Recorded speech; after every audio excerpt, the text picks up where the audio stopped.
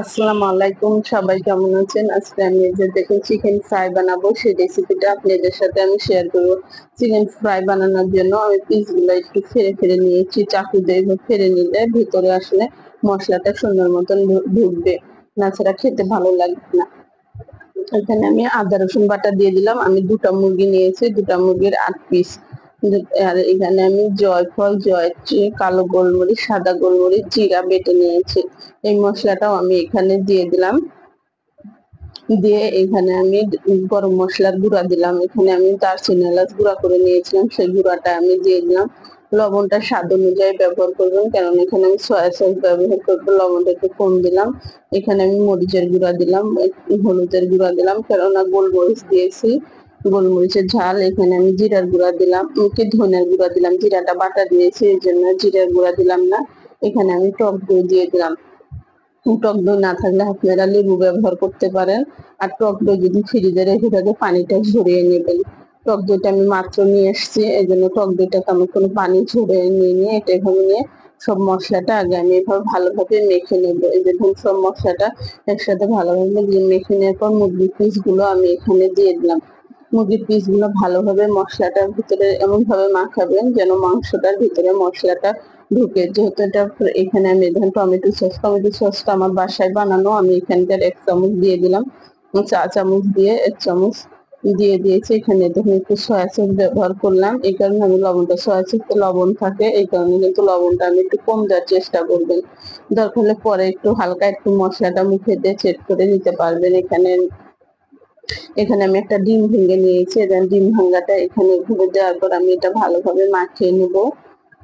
এখানে এখানে টেস্টি সল্টটা আসলে খাওয়া ভালো না, এই জন্য আমি ব্যবহার করিনি। আপনারা চাইলে ব্যবহার করতে পারেন। এভাবেও বানালে কিন্তু অনেক স্বাদ হবে। আপনারা টেস্টি সল্টটা যেটা ক্ষতি সেটা কিন্তু আমরা না খেলেও পারি, এভাবে আপনারা বানিয়ে দেখবেন, আসলে খেতে কিন্তু অনেক মজা হবে।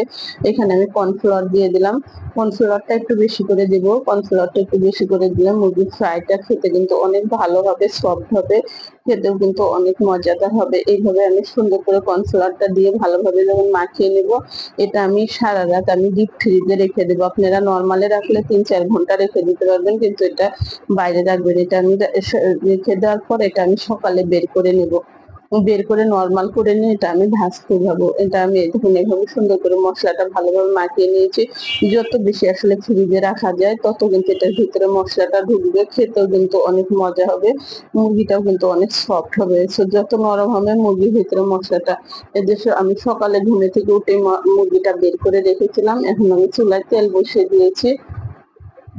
তেলটা যখন গরম হয়ে গেছে, তেলটা অতিরিক্ত পরিমাণে গরম করবেন না, হালকা গরম হওয়ার পর এখানে আমি পিসগুলো দিয়ে দিলাম। দেওয়ার পরে আমি কিন্তু চুলার জালটা কমিয়ে দেব। একটু ডুবানো তেলে ভাজার চেষ্টা করবেন, ভাজলে আসলে মুরগির ফ্রাইটা অনেক সুন্দর হবে, খেতেও কিন্তু অনেক মজা হবে, মাংসের ভিতরটা সহকারে সিদ্ধ হয়ে যাবে। যখন এই যে দেখুন আমি এভাবে দিয়ে দিলাম, আমি আগে রানের পিস দিয়ে দিয়েছি। আসলে সবগুলো তো একবারে ভাজা যাবে না। এই যে দেখুন এক পাশটা যখন এরকম হয়ে যাবে তখন এইভাবে আস্তে করে এরকম আমি এই ইটা দিয়ে এইভাবে উল্টিয়ে দেবো। আস্তে আস্তে উল্টিয়ে দিলে দেখেন কালারটা কিন্তু অনেক সুন্দর হয়েছে। চুলার জালটা কিন্তু এখন আমি অনেকটাই কমিয়ে দিয়েছি, কেননা হালকা হালকা আছে, ভাজতে হবে ভিতর সহকারে যেন সুন্দর মতন সিদ্ধ হয়ে যায়। এই যে দেখুন এইভাবে যখন ভাজা হয়ে যাবে এটা আমি তখন আস্তে আস্তে তুলে নিব। আমরা এটা টিস্যুর উপরে তুলে নিবেন, আলগা তেলটা চুষে যাবে। এইভাবে আমি তুলে নিলাম আস্তে আস্তে। এইভাবে কিন্তু আমি সবগুলো ভেজে নেব।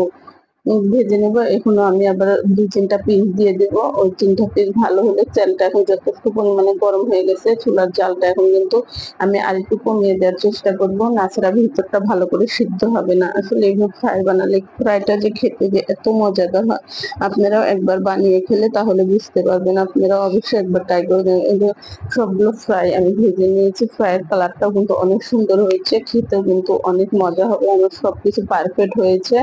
আপনারাও একবার হলে ট্রাই করে দেখবেন। আর আপনাদের কাছে যদি আমার এই ভিডিওটি ভালো লাগে, আপনারা আমাকে একটা লাইক দেবেন, চ্যানেলটি সাবস্ক্রাইব করে দিবেন। আমি আসলে আরো নতুন নতুন ভিডিও আমি আপনাদের সাথে শেয়ার করব। ধন্যবাদ সবাইকে।